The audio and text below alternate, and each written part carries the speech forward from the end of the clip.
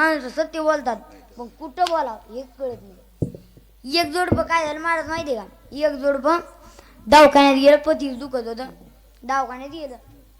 महाराज मग डॉक्टरांनी सांगितलं यांचं रक्त कमी आहे, यांना जास्त तिखट खायला जमणार नाही, जास्त तेलकट खायला जमणार नाही, जास्त बाहेर फिरायला जमणार नाही. महाराज ती बाई काय म्हणली महाराज माहिती का? सांगते हो डॉक्टर साहेब, सांगते जास्त तिखट खाऊ नका. पण हे माणूस कुठं ऐकतंय? हे माणूस म्हणतोय मसाल्याची फोडणी दी, मसाल्याची फोडणी दी. सांगतोय डॉक्टर साहेब, माणूस सांगतोय जास्त बाहेर फिर जाऊ नका, नाहीतर असे डॉक्टरच्या मड्यावर पैसे घालावे लागते. काय सांगाव?